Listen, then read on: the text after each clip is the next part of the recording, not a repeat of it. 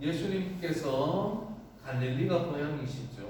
갈릴리에서 유대 광야를 다녀가셨습니다. 그리고 다시금 갈릴리로 돌아가는데 예수님께서 요단강 동편으로 지나가지 아니하고 일부러 의도적으로 사마리아를 통과하여 가기로 결정하십니다. 이 당시에 예루살렘 사람들은 갈릴리를 오갈 때 요단강이 있으면 유대와 갈릴리가 있으면 이 사마리아를 거쳐서 가지 않고 예루살렘에서 요단강을 건너서 사마리아를 왼쪽에 두고 지나서 이렇게 들어가서 갈릴리를 들어가는 것이 일반적인 경로입니다.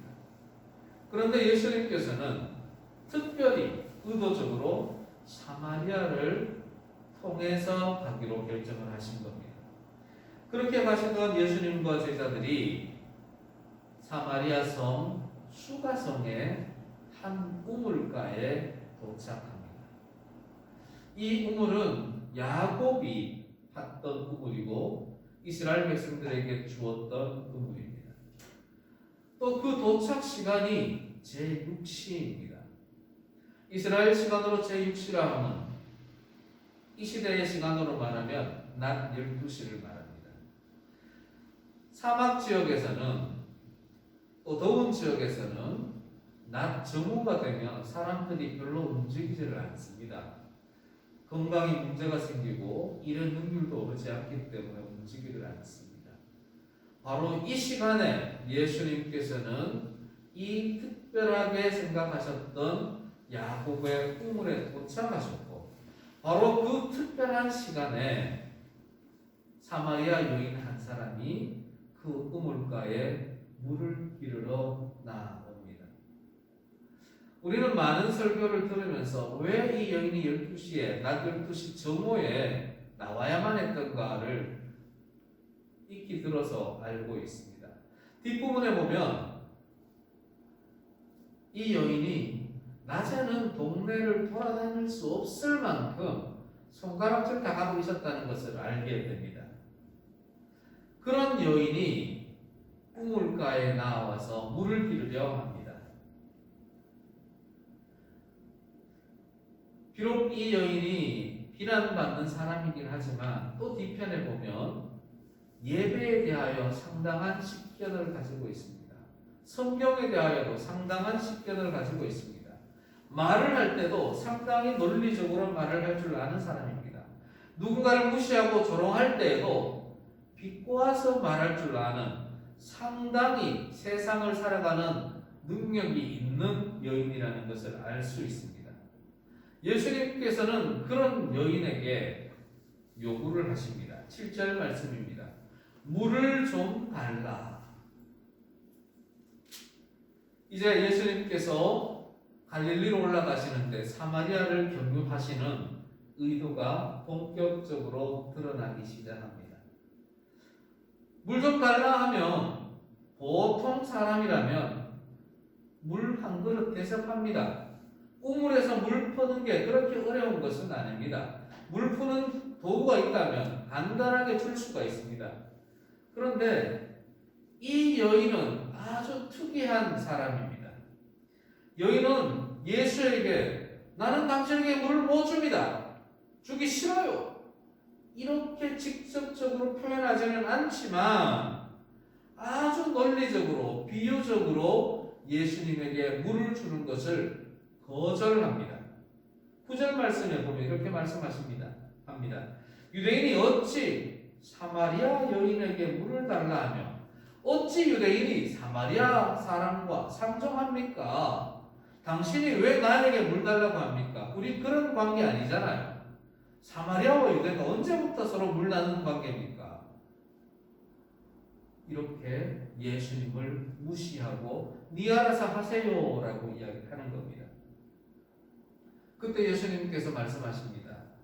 네가 하나님의 선물과 물을 좀 달라는 내가 누구인 줄 알았더라면 오히려 네가 나에게 구하였을 것이요 그러면 내가 너에게 생수를 주었을 것이다.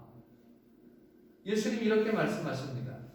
이렇게 말씀을 하셔도 여인은 도대체 이 말이 무엇인지를 알아차리지를 못합니다.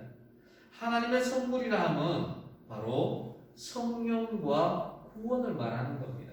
생수라 함은 살아있는 물을 의미합니다. 물이 어떻게 살아있습니까? 우리 오늘날 생수를 500원 하면 한 통씩 파는데 그런 생수를 말하는 것이 아닙니다. 헬라어로 본다면 살아있는 물, 움직이는 물, 활력 있는 물을 말하는 겁니다. 예수님께서는 이미 이 사마리아 여인에게 살아있는 물, 활력 있는 물, 움직이는 물, 생수를 주려고 준비를 하고 있었습니다. 우리는 히브리서 4장 12절 말씀에서 하나님의 말씀은 살아있고 활력이 있다는 것을 알고 있습니다. 다시 말해서 예수님께서는 지금 이 사마리아 여인에게 살아있고 활력이 있는 말씀을 주시려고 준비하고 계셨던 겁니다. 좀 몰라도, 예수님의 뜻을 좀 몰라도 그래도 지나가던 낯선 나그네가 물 좀 달라. 야, 너가 내가 누군 줄 알았더라면 너 물 줬을 거야. 그리고 오히려 나에게 다른 걸 요구할 때 내가 너에게 생수를 줄 거야. 이쯤 말하면 예, 제가 물 한 잔 드리지요라고 할 만도 한데 여인은 또다시 예수님을 무시합니다. 자신의 지식으로, 자신의 생각으로, 자신의 이성으로 예수님을 무시하며 조롱하기 시작합니다. 11절 12절 말씀입니다.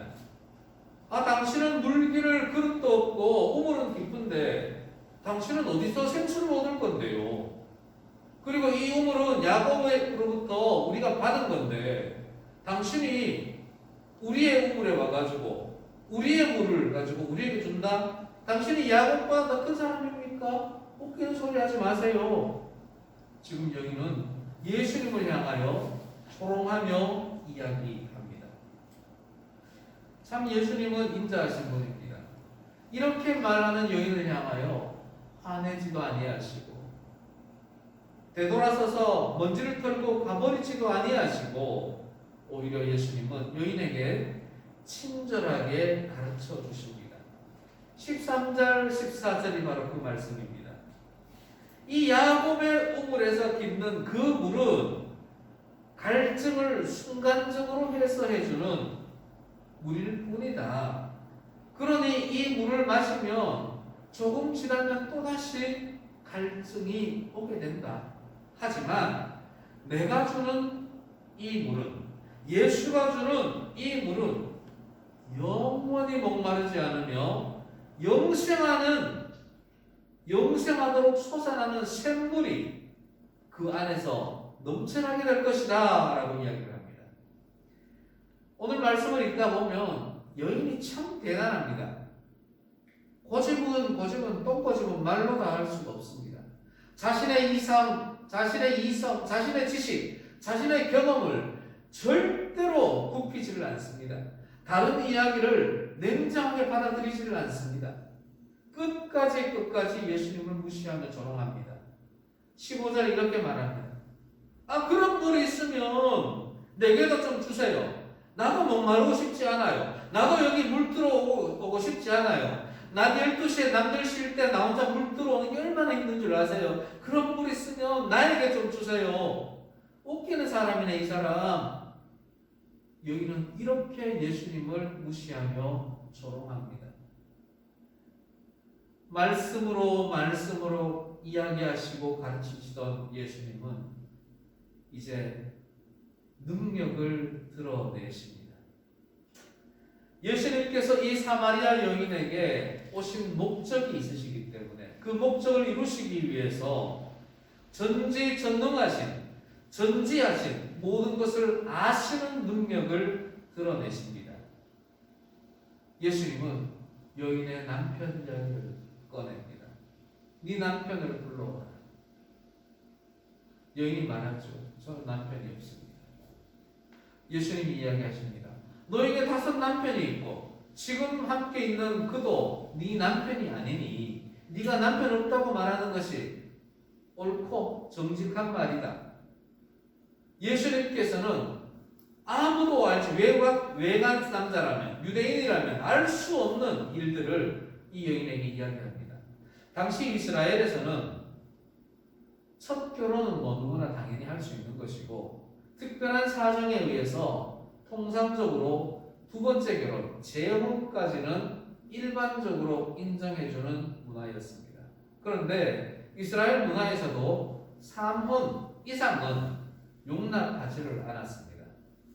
4혼, 5혼 이것은 이스라엘 사회에서는 개막난이처럼 인정하던 그런 사람입니다. 결국 지금 살고 있는 그 남편도 네 남편이 아니다. 다시 말해 뭡니까?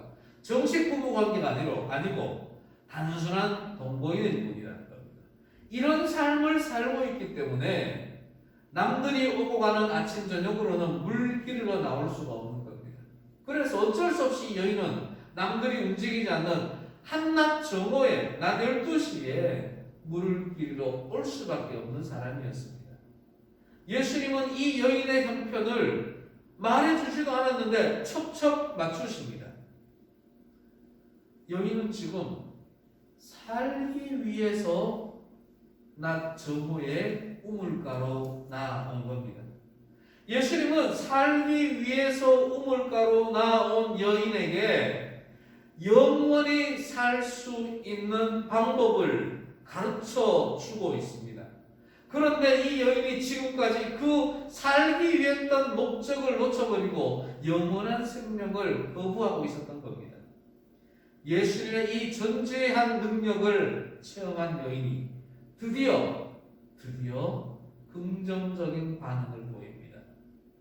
19절입니다. 주여, 내가 보니 당신은 선지자로소이다. 이 여인은 보통 여인이 아닙니다. 아주 논리적이고 아주 지식이 있고 수많은 남자를 꼬드길 수 있는 지역 사람들의 그 큰 비난 속에서도 당당하게 살아갈 수 있는 아주 탁월한 인생의 능력을 가진 사람입니다. 지식도 탁월합니다. 가치관도 탁월합니다. 그래서 이 여인은 베드로처럼 주는 그리스도시요 하나님의 아들이십니다라고 말하지 않고 내가 보니 라고 이야기를 합니다. 끝까지 자신의 이성에 의지해서 예수님을 평가하려 합니다. 신앙은 철학과 이성과는 조금 다릅니다. 중간중간 이성이 들어가고 철학이 들어가고 지식이 들어가지만 믿음이라는 영역은 결국은 영적인 영역인 겁니다. 알고 믿을래, 믿고 할래, 이 선택을 해야 합니다. 알고 나서 믿는다는 것은 초기 단계는 가능하지만 깊이 있는 믿음을 얻을 수가 없습니다. 하지만 먼저 믿으려 의도를 가지고 시작하면 신기한 일이 벌어집니다. 믿게도 되고 알게도 됩니다. 이 여인은 자신의 지식을 총동원해서 이렇게 능력 있는 사람인 것을 보니 이 사람이 누군지는 몰라도 선지자임에는 틀림없다. 사실 예수님이 오시기 전 한 400년 동안 영적으로는 암흑기라 했습니다. 하나님의 말씀이 선지자들을 통해서 이 땅에 펼쳐지지를 못했었습니다. 그런데 사마리아 여인이 400년 전에 나타났던 선지자들의 이야기를 지금 입술을 통해 언급하고 있는 겁니다. 여인은 성령의 감동으로 고백하는 것이 아닙니다. 여전히 자신을 기준으로 예수님을 선지자로 고백하고 있습니다.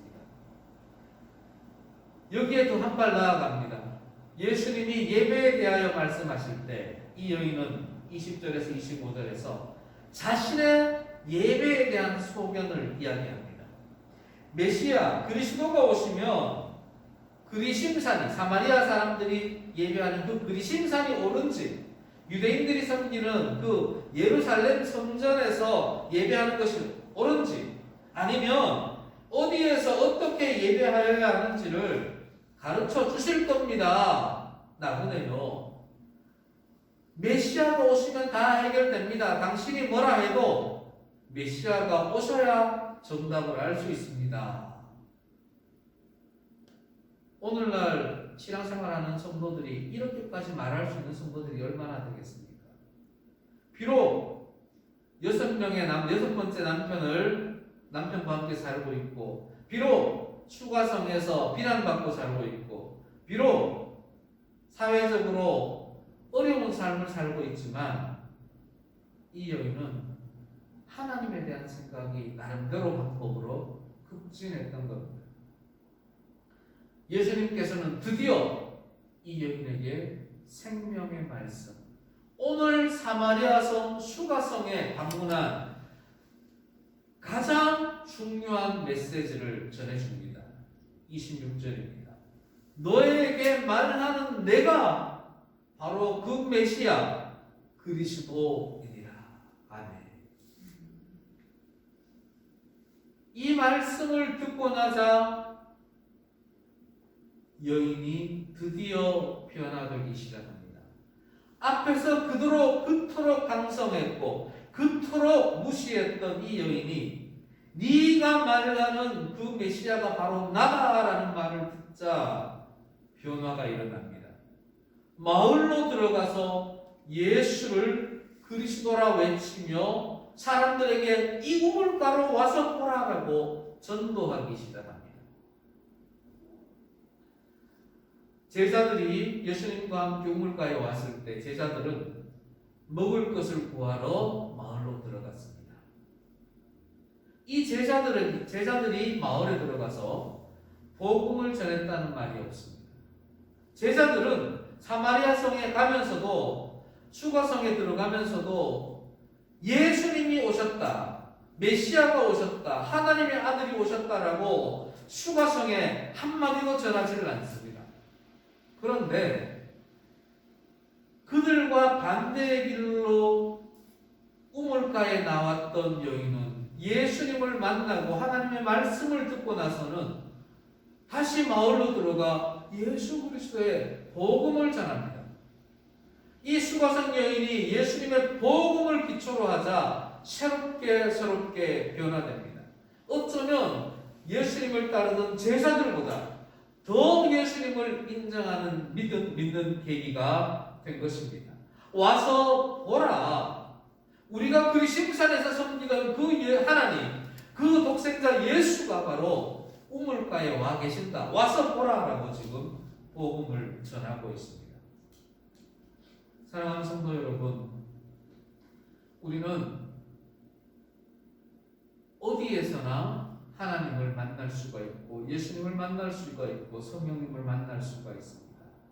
하지만 하나님은 또 특별한 곳에 임재하시기도 하십니다. 오늘 수가성 여인을 만난 것처럼 예수님은 우물가에서 제자들을, 백성들을 만나기도 하십니다. 예수님은 이 사마리아 수가성의 이 우물가에 의도적으로 오셨습니다. 또 이 여인은 예수님을 회피하지 않고 외간 남자와 대화하기를 거부하지 않고 유대인이라 밀어내지 않고 예수님과 대화의 장을 열어갑니다. 예수님과 말씀을 나누고 그 말씀을 들으며 회복의 기회를 가집니다. 우리도 지금 수가성과 같은 곳에 나와 있습니다. 여기가 카페입니다. 어쩌면 여기가 바로 오늘 본문 말씀의 수가성의 우물과 같은 곳입니다. 이곳에서 하나님께서는 끊임없이 말씀을 전해주실 겁니다. 여기에서 저와 여러분들이 하나님께 기도한다면 이 우물이, 이 카페가 바로 수가성의 우물이 되어 예수님을 만나고 말씀을 들어 변화될 수 있는 우리 인생의 회복의 장소, 변화의 장소가 되는 것입니다. 처음에 예수님을 무시하고 조롱했던 그 여인이 변론하면서도 끝까지 예수님의 말씀을 듣습니다. 솔로몬은 하나님에게 듣는 마음을 달라 했습니다. 듣는 마음이 바로 믿음의 첫 단계입니다. 이 여인은 우물가에서 변화되었습니다. 우물가라는 것은 이 여인에게 있어서는 가기 싫은 곳, 생명을 유지를 위해서 가야만 하지만 사람들의 눈이 있어서 가기 싫은 곳이었습니다. 이 우물가는 이 여인에게 있어서는 결코 유쾌한 곳이 아닙니다. 고난의 장소이기도 합니다. 우리의 삶이 어떻습니까? 우리도 이 여인과 같이 고난 그 순간에 가기 싫은 그곳에서 움직일 때에 예수님을 만나고 예수님의 말씀을 들을 수가 있습니다. 힘들고 지쳐 있으며 죄로 가득한 우리 인생은 어쩌면 6번째 남편과 살고 있는 이 여인과 그렇게 별반 차이가 나지 않습니다.